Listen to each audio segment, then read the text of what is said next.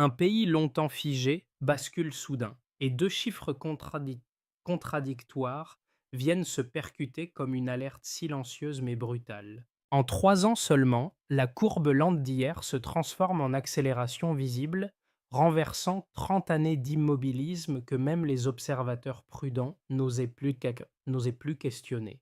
Que signifie pour vous ce basculement porté par Ibrahim Traoré, alors que tant d'États mieux dotés restent coincés dans la dépendance et les demi-mesures? Dans cet intervalle serré se dessine pourtant un horizon concret où un pays comme le Burkina Faso prouve qu'une nouvelle trajectoire peut naître d'un simple point de départ. Dès les premiers mois de transition, une promesse nette apparaît: transformer un pays longtemps dépendant en une nation capable de produire, réparer et décider par elle-même.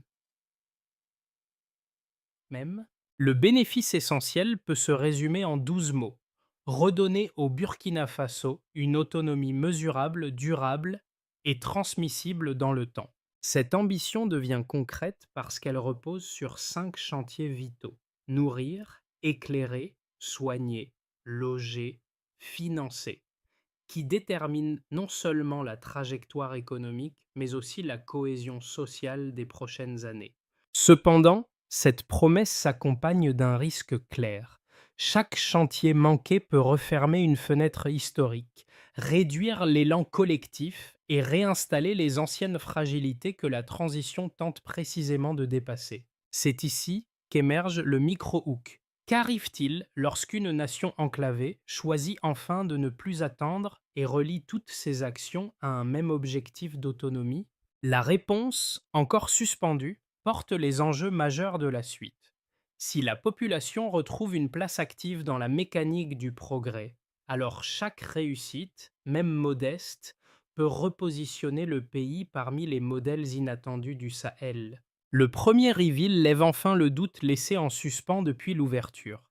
La dynamique observée ne naît pas du hasard politique, mais d'une mécanique volontaire qu'Ibrahim Traoré a fait converger autour de 5 besoins vitaux. Un chiffre frappe immédiatement: plus de 300 000 habitants voient déjà leur quotidien basculer grâce à l'électricité, à l'eau et aux infrastructures locales. Ce point de bascule éclaire la logique interne du modèle, révélant une structure qui n'existait pas auparavant. Le Burkina Faso sortait d'une longue période où chaque secteur, agriculture, énergie, santé, logement, finances, reposait presque entièrement sur des apports extérieurs. Les chaînes d'approvisionnement restaient fragiles, les marges de décision étroites, et la moindre rupture dans l'aide pouvait paralyser une région entière. Truc et cette vulnérabilité explique pourquoi l'idée d'autonomie, longtemps perçue comme un vœu pieux, a soudain pris la forme d'un impératif concret. Soda, la stratégie change d'échelle: reprendre les leviers essentiels, relier les chantiers entre eux et produire localement ce qui était auparavant importé. La Red Gold Factory devient alors la première pièce visible de cette chaîne nouvellement articulée. Elle transforme des tomates autrefois abandonnées au bord des routes, donnant valeur et cohérence à des récoltes jusqu'ici perdues. L'usine appelle la route appelle l'énergie alimente l'hôpital, et l'eau issue du barrage Ziga 2 stabilise l'ensemble. Kunluk, rien n'est improvisé. Chaque maillon est construit pour renforcer le précédent, créant un système où la souveraineté cesse d'être une proclamation pour devenir une séquence mesurable. Dans les premiers villages touchés par la transition, les effets concrets n'apparaissent pas dans les bilans officiels, mais dans les gestes ordinaires de ceux qui travaillent, enseignent ou produisent au quotidien. Deux trajectoires discrètes mais révélatrices servent ici de fil conducteur pour comprendre comment une politique devient une pratique vécue. Le premier microcas vient de Kouougou. Mariam, ouvrière de la Red Gold Factory, décrit la transition comme un renversement silencieux. Autrefois, ses tomates pourrissaient faute d'acheteurs. Aujourd'hui, Chaque lot estampillé Made in Burkina Faso représente pour elle une victoire simple mais décisive. Son revenu se stabilise, son travail gagne en reconnaissance et surtout, elle voit pour la première fois la valeur de son propre effort se matérialiser. Cette expérience, minuscule en apparence, révèle pourtant un phénomène plus large. Lorsqu'une infrastructure fonctionne, elle transforme non seulement l'usage, mais aussi la confiance collective. Le second microcas surgit dans un village électrifié par le projet Yellen. Un instituteur y raconte comment les coureurs du soir, abandonnés pendant des années, renaissent dès que la lumière solaire devient stable. Les enfants arrivent plus tôt, motivés par l'idée d'apprendre dans un espace qu'ils appellent désormais leur lumière. Pour lui, le changement n'est pas seulement technique, il est psychologique, car il transforme l'attente en initiative et la lassitude en rythme d'apprentissage. À travers ces deux figures, le rôle de guide implicite apparaît clairement. La transition impulsée par Ibrahim Traoré s'incarne dans des trajectoires individuelles qui, additionnées, redéfinissent un quotidien entier. Le déclencheur vient d'un constat brutal. Des tonnes de tomates pourrissent en chaque saison pendant que les mêmes produits reviennent d'Europe transformés et vendus plus cher. Ce choc, d'apparence agricole, révèle une dépendance devenue intenable et fait émerger un fil conducteur que Ibrahim Traoré va saisir immédiatement. Quiche Roite. Tout commence par une faille évidente. Un pays qui produit voit sa propre récolte détruite faute d'outils, tandis que son marché intérieur dépend d'importations rendues coûteuses et imprévisibles. La transition décide alors d'attaquer ce nœud précis. L'objectif est simple: empêcher la destruction systématique des récoltes et ramener la valeur au sein du territoire. 8 millions de dollars sont mobilisés. La Red Gold Factory est installée. L'appareil industriel se déploie rapidement. Les coopératives s'organisent autour de calendriers resserrés. Les premiers contrats stabilisent les flux, les camions réduisent les pertes. La récolte cesse d'être un produit fragile. Elle devient une matière première nationale. Le pays observe. Les villages voisins suivent. L'initiative provoque une onde courte mais puissante. La chaîne agricole se referme sur elle-même. Au même moment, l'effet d'entraînement se met en marche. 150 emplois directs apparaissent, des dizaines d'activités dérivées, transport, conditionnement, entretien, se greffent autour de l'usine. Le cycle se densifie. L'économie locale gagne une cohérence nouvelle. La dynamique se renforce. Au point culminant, une fois la transformation enclenchée, la route devient le deuxième maillon indispensable. Le corridor Bobo-Dioulasso, Côte d'Ivoire, est activé. 120 millions de dollars sont engagés. Les bulldozers ouvrent les premières tranchées. Chaque kilomètre pavé réduit les coûts logistiques, accélère les échanges et recouvre une fonction stratégique: reconnecter des zones qui, autrefois, dépendaient de circuits extérieurs incontrôlables. Les camions roulent plus vite, les denrées arrivent fraîches, les coopératives élargissent leur rayon d'action. Le corridor n'est pas un symbole, il est une artère. Une fois opérationnelle, cette route modifie la géographie économique du pays. Elle fluidifie, relie, renforce. Trailai voit l'immobilisme passer, le Burkina Faso respire. Puis vient la lumière Yellen. Le basculement est immédiat. 300 000 personnes accèdent à une électricité stable. 150 villages s'illuminent. Les hôpitaux abandonnent les lampes de fortune. Les écoles adoptent un double horaire. Les ateliers fonctionnent plus longtemps. La nuit cesse d'être un frein. L'énergie modifie la temporalité collective. L'impact est direct. Plus de temps utile, plus de sécurité, plus de continuité. Les villages changent de rythme. L'économie, elle, gagne des heures supplémentaires quotidiennement. Dans le prolongement de cette dynamique, le barrage Ziga 2 étend la séquence. 40 millions de mètres cubes d'eau sont stockés. 600 000 personnes sont desservies. Des centaines d'hectares sont revitalisés. L'eau cesse d'être une contrainte saisonnière. Elle devient un socle de stabilité. Et, En parallèle, la Burkenbank ferme la boucle financière. 67 agences, 15 000 microcrédits, plus de 60% des dépôts ratriés. Les flux ne fuiront plus. Ils circulent à l'intérieur. Les projets se financent localement. Le pays respire comme un système complet. À partir de là, une dynamique autonome s'impose. Produire, transformer, transporter, éclairer, financer. Chaque maillon renforce le précédent. Chaque chantier propulse le suivant. Rien n'avance isolément. Et au centre de cette cohérence séquentielle, l'impulsion initiale d'Ibrahim Traoré devient lisible.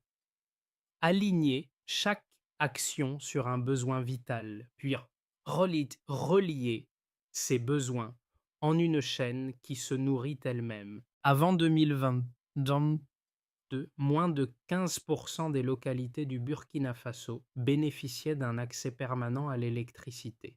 3 ans plus tard, ce taux dépasse 48%, un delta net qui rend enfin mesurable un changement longtemps jugé improbable. Cette progression n'est pas un simple saut statistique. Elle constitue le premier pilier d'une transformation méthodique impulsée par Ibrahim Traoré. L'énergie devient un multiplicateur silencieux, car elle prolonge le temps utile de chaque foyer rural. Les ateliers ouvrent plus tard, les écoles rouvrent les cours du soir, et les villages adoptent un rythme moins dépendant du soleil. L'impact se résume en 10 mots. L'énergie élargit la capacité productive quotidienne de chaque communauté. Ce glissement, invisible à distance, modifie pourtant profondément la mécanique interne du pays. Dans une continuité logique, le barrage Ziga 2 stabilise le second pilier. Plus de 40 millions de mètres cubes d'eau sont désormais stockés et mobilisables, créant une marge hydrique prévisible qui manquait cruellement aux régions rurales. Cette donnée ne reflète pas seulement un volume technique, elle indique une sécurité nouvelle pour des centaines de milliers de personnes. L'eau irrigue des centaines d'hectares, réduit la vulnérabilité des cultures vivrières et alimente environ 600 000 habitants. En 12 mots, l'effet peut se résumer ainsi. L'eau stabilisée transforme les villages en unités agricoles moins dépendantes des cycles. Cette prévisibilité est un levier discret mais déterminant. Elle réduit les pertes, améliore l'hygiène et crée la possibilité, rare jusque-là, de planifier plusieurs saisons à l'avance. Le pays gagne un socle, un rythme, une marge de stabilité que les ruptures d'aide extérieure fragilisaient depuis des décennies. La finance constitue le troisième pilier. Avant 2022, près de 80% de l'épargne nationale échappait au circuit interne, immobilisée dans des banques étrangères qui ne soutenaient aucun projet local. Aujourd'hui, plus de 60% de ces dépôts sont rapatriés grâce au réseau étendu de la Burkenbank. Cette inversion, presque silencieuse, modifie la mécanique économique en profondeur. 15 000 microcrédits circulent déjà dans les coopératives et les petites entreprises rurales, renforçant les chaînes de valeur locales et consolidant les activités agricoles. En une phrase claire, la finance territorialise l'effort et accélère la formation d'un tissu interne. Là où les flux sortaient, ils se recyclent désormais sur place. Là où les projets dépendaient de bailleurs extérieurs, ils trouvent des ressources intérieures. Dans une logique d'ensemble, lorsque l'énergie, l'eau et la finance s'additionnent, leurs effets ne s'alignent pas seulement, ils s'amplifient. L'électricité étend les horaires productifs. L'eau réduit l'incertitude agricole. La finance retient et recycle la valeur créée. Today, une dynamique fermée apparaît. Produire, transformer, transporter, éclairer, financer, réinvestir. Chaque maillon renforce le suivant. L'autonomie cesse d'être un idéal abstrait. Elle devient une série de deltas mesurables qui, mis côte à côte, raconte davantage que n'importe quel discours. Et c'est précisément cette lecture factuelle, constamment mise en avant par Ibrahim Traoré, qui clôt le Curiosity Loop ouverte en P5 et prépare la confrontation des arguments à venir. Deux objections majeures reviennent régulièrement lorsque l'on analyse la trajectoire engagée par le Burkina Faso. La première soutient qu'aucune nation enclavée, dépourvue de ressources stratégiques, ne peut réduire significativement sa dépendance extérieure sans sacrifier sa croissance interne. Selon cette perspective, les circuits d'importation, coûteux mais réguliers, auraient longtemps servi de colonne vertébrale économique, stabilisant les prix et garantissant l'approvisionnement. Renoncer à ces flux reviendrait, pour certains observateurs, à fragiliser l'ensemble du système productif, provoquant ralentissement, pertes et tensions logistiques. La seconde objection affirme qu'une transformation menée trop rapidement crée nécessairement des déséquilibres internes. Une réorganisation accélérée des chaînes agricoles, une extension trop rapide des infrastructures ou une montée en puissance simultanée de plusieurs chantiers pourrait créer des fractures, surcharge administrative, disparités territoriales ou pression accrue sur les coopératives. Pour cette école critique, moderniser trop vite augmenterait les risques d'embouteillage institutionnel et de rupture sociale. Face à ces deux thèses, le Stillman exige de reconstruire chaque argument dans sa version la plus solide. Ce n'est qu'en leur offrant leur forme maximale qu'une réponse utile peut émerger. Et lorsqu'on se tourne vers les données accumulées depuis le début de la transition, une image différente apparaît progressivement. Il est important de noter que la réduction de moitié de l'aide extérieure depuis 2022 n'a pas entraîné de contraction économique. Au contraire, les recettes agricoles ont doublé grâce à la stabilisation de la production locale et à l'effet structurant de la Red Gold Factory. La valeur créée reste désormais dans le pays au lieu de fuir via des importations devenues moins centrales. Cette dynamique contredit directement la première objection. Au même moment, la crainte de déséquilibre territorial ne résiste pas davantage aux indicateurs visibles. Les écoles rouvrent leurs cours du soir, les routes fluidifient les échanges, les villages électrifiés fonctionnent à double horaire et l'eau stabilisée réduit les risques agricoles. Chaque chantier renforce le suivant, atténuant les tensions. Le rythme est rapide, certes, mais les infrastructures locales réduisent précisément les risques que dénoncent les critiques. Ainsi, les deux objections, tout en restant logiques dans leur formulation, ne s'accordent plus avec la réalité mesurable observée. Un basculement silencieux apparaît.